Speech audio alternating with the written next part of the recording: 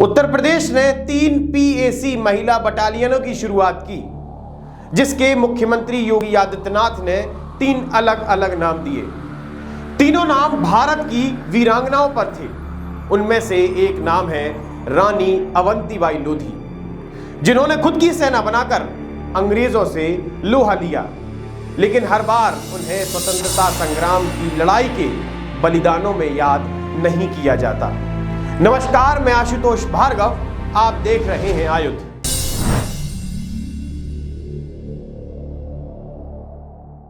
जो बचपन से ही बड़ी बहादुर थी, जिसने बचपन में ही तीरंदाजी, घुड़सवारी और तलवारबाजी का प्रशिक्षण ले लिया था। रानी अवंतीबाई का जन्म सिवनी जिले के मनगहती गांव में एक लोधी परिवार में हुआ था। उनके पिता का नाम राव जुझार सिंह था।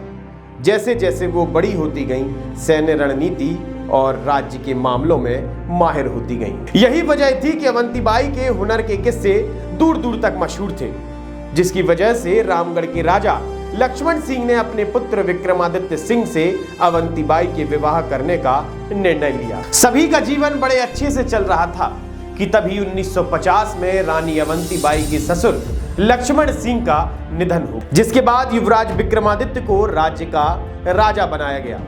वे बड़े ही सरल स्वभाव के थे, बड़े ही धार्मिक प्रवृत्ति के थे, जिसकी वजह से वो अपने राज्य पर कम और धार्मिक अनुष्ठानों में ज्यादा समय देते थे। लेकिन कुछ समय बाद राजा विक्रमादित्य सिंह अस्वस्थ रहने लगे और उनकी मृत्यु हो गई। मृत्यु के बाद राज्य का सारा भार रानी अवंतीबाई लोधी के कंधों पर आ गया। रानी अवंतीबाई लोधी के छोटे छोटे 2 पुत्र थे, जिनकी उम्र बेहद कम थी। वो इतने सक्षम नहीं थे कि वो राज्य का सारा भार संभाल सके। लेकिन इस बात की भनक अंग्रेजों के कानों तक पहुंच गई, जिसके बाद डलहौजी की कूटनीति के चलते राज्य में रानी को हटाकर अंग्रेजों ने अपना प्रशासन लागू कर दिया और रानी से कहा कि तुम्हारे बच्चे अभी नाबालिग हैं। जिसके बाद अंग्रेजों ने वहां एक तहसीलदार नियुक्त कर दिया, जो फैसला रानी को रास नहीं आया और रानी ने इसे अपना और सारे राज्य का अपमान समझा। जिसके बाद रानी ने गोरों से प्रतिशोध लेने का सन 1857 की क्रांति के दौरान रानी अवंतीबाई लोधी ने उनके राज्य में प्रशासन कर रहे प्रशासक को अपने राज्य से बाहर निकाल दिया और अंग्रेजों के खिलाफ युद्ध की घोषणा कर दी। जिसके बाद रानी ने अपने पड़ोसी राज्यों को युद्ध में शामिल होने के लिए एक पत्र लिखा।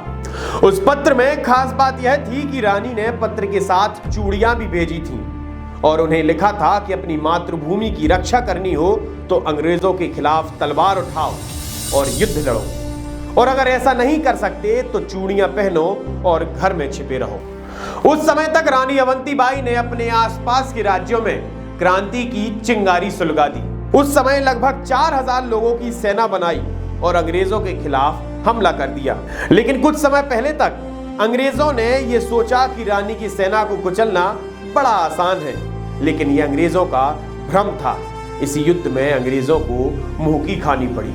अंग्रेजों को इस बात का अंदाजा हो चुका था कि रानी से टक्कर लेना कोई मामूली बात नहीं है। इस बार उन्होंने क्रूर बल के साथ हमला करने का फैसला लिया। इस बार कई गुना अधिक तैयारी के साथ उन्होंने रामगढ़ पर हमला किया। उन्होंने इस क्षेत्र में आग लगा दी और क्रूरता से लोगों को मारना शुरू कर दिया। इस युद्ध के बाद रानी अवंतीबाई लोधी ने सुरक्षा की दृष्टि को ध्यान में रखते हुए देवीरगढ़ के जंगलों में जाने का फैसला लिया। लेकिन रानी वीरांगना थी, इतनी जल्दी हार मानने वाली नहीं थी। उन्होंने जंगल में रहते हुए अपनी युद्ध रणनीति के तहत गोरिल्ला युद्ध तकनीक का भी उपयोग किया। गोरिल्ला युद्ध की मदद से उन्होंने जनरल बेडिंगटन के शिविर में घुसपैठ की और उनकी सेना के बीच कोहराम मचा दिया। लेकिन उनकी देशभक्ति और युद्ध की भावनाएं ही सिर्फ युद्ध जिताने के लिए काफी नहीं थी। लेकिन इस बार अंग्रेजों की बर्बर मशीनें और हथियार रानी की सेना पर भारी पड़ गए।